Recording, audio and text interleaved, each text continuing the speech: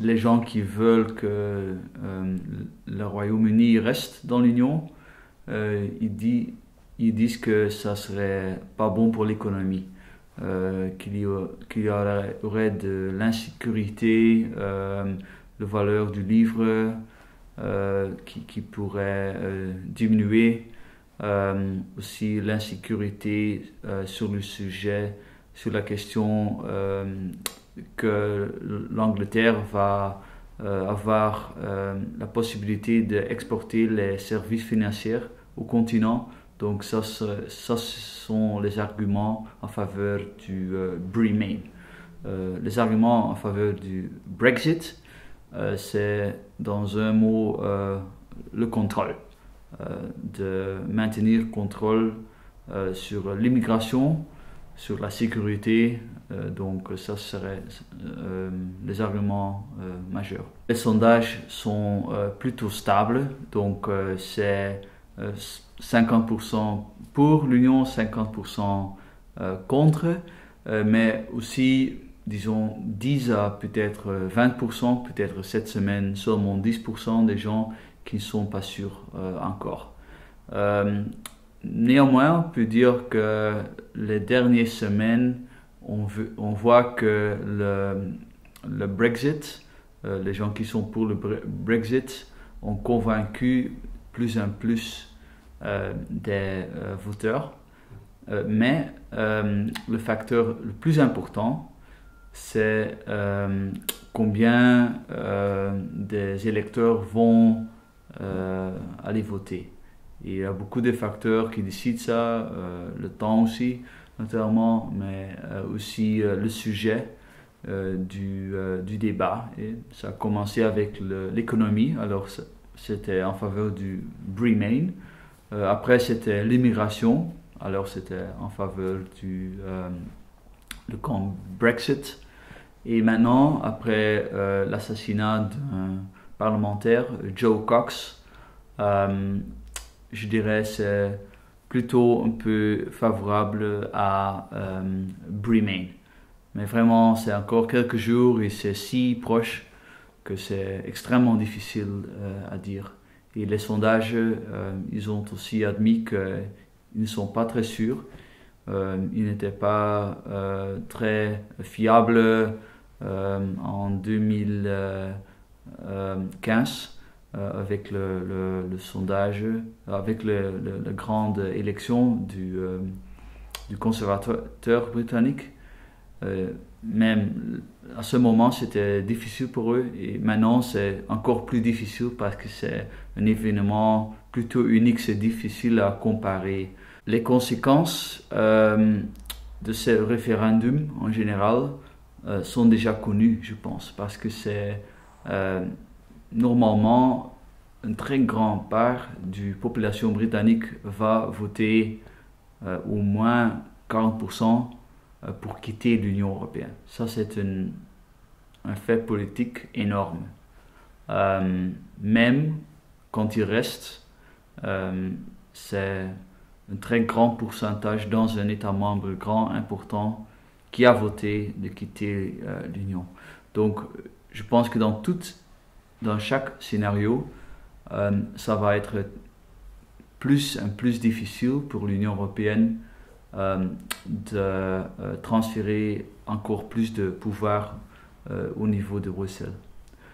Quand l'Angleterre, quand le Royaume-Uni quitte l'Union, les conséquences vont être considérables, mais on pense avec Open Europe que vu le fait que le commerce entre le continent et le Royaume-Uni est si important qu'on va trouver une solution. On ne peut pas avoir un divorce qui est très mauvais avec le protectionnisme. C'est possible, mais on ne pense pas que c'est très... c'est pas... normalement, ça ne va pas être le cas. On va trouver une sorte de solution pour maintenir les relations commerciales aussi temps que possible. Ce qui se montre aussi dans les sondages en France, en Italie, qu'il y a un très haut pourcentage d'électeurs qui veulent aussi un référendum sur l'Union européenne.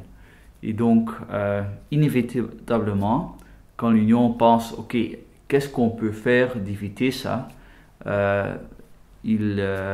après l'analyse, la conclusion va être, OK, les gens ne sont pas fâchés parce que Bruxelles, l'Europe, garantit que Ryanair ou Wizz Air peuvent opérer partout dans l'Europe.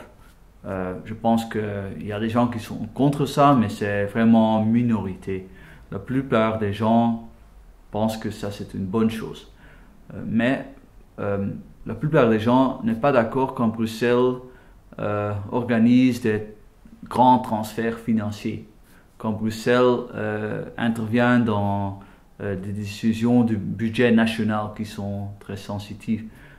Quand Bruxelles intervient dans les décisions d'asile, qui sont même difficiles à des politiciens nationaux à décider. Donc même pour les fonctionnaires d'une organisation supranationale, c'est encore plus difficile.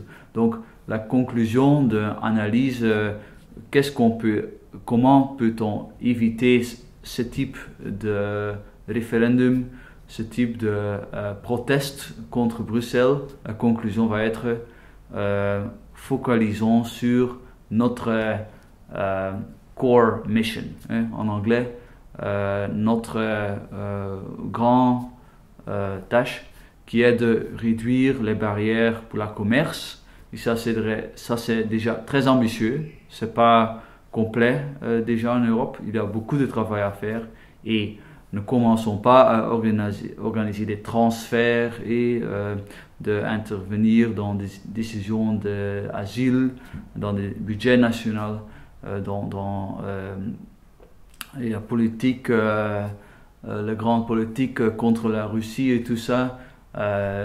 Évitons ça. Donc moi je pense que ça va être la conclusion réalistique quand on essaie de sauver l'Europe. L'Europe c'est pas ultra-libéral, l'Europe c'est pas ultra-socialiste, c'est un peu mixte. Donc il y a des éléments libéraux, réduire les barrières de commerce, voilà, ça c'est une bonne chose, mais il y a aussi beaucoup de régulations sur le marché du travail, par exemple. Donc, ça c'est un élément socialiste. L'Europe dépense presque 1000 milliards dans une période de 7 ans, spécialement aussi sur l'agriculture, par exemple. C'est pas pour les petits agriculteurs, c'est pour les grands propriétaires de terres pour l'agriculture. Et comme en Angleterre, c'est la reine d'Angleterre qui reçoit beaucoup d'argent pour ça. Donc c'est vraiment un système très interventionniste, antilibéral. Mais il y a des éléments des deux dans l'Union européenne qu'on a aujourd'hui. Néanmoins, je crois que sans l'Union européenne, je pense que la Scandinavie va être bon et va être plus ou moins ouvert, l'Angleterre, l'Irlande aussi, mais le continent, sur le continent, je pense que c'est nécessaire d'avoir une sorte de traité avec les États membres promettre de s'ouvertir pour le commerce. Et même s'il y a des éléments socialistes, interventionnistes aussi dans le projet européen, je dirais que l'essentiel du projet est encore libéral. Quand il y aura Brexit, ça serait une bonne chose pour les eurosceptiques en France, mais aussi, je crois, quelque chose de dangereux, parce que l'eurosceptisme en France est plus protectionniste que l'eurosceptisme en Grande-Bretagne. en Grande-Bretagne, c'est aussi une coalition et avec les gens qui sont contre l'immigration, mais aussi des gens qui sont ultra-libéraux, qui disent que c'est pas juste que quelqu'un qui vient de Pakistan doit donner préférence à quelqu'un qui vient du Roumanie. Voilà. Mais en France, l'hostilité contre l'Union européenne s'est inspiré plus de l'idée du protectionnisme. Et le protectionnisme, c'est naturellement pas une bonne chose dans le monde. Chaque produit, c'est le résultat d'un procès dans peut-être 200 différents pays. L'économie mondiale est extrêmement sophistiquée. Donc, quand on a des barrières, ça a un coût économique. On peut dire peut-être pour l'immigration qu'on a aussi un coût. Parce qu'il y avait des problèmes de l'intégration quand c'est pas bien contrôlé. Ok, mais certainement économiquement, mettre des barrières, ça peut être un coût énorme pour la France. Et aussi en France, on a déjà des entreprises de nouvelle économie comme Blablacar, par exemple.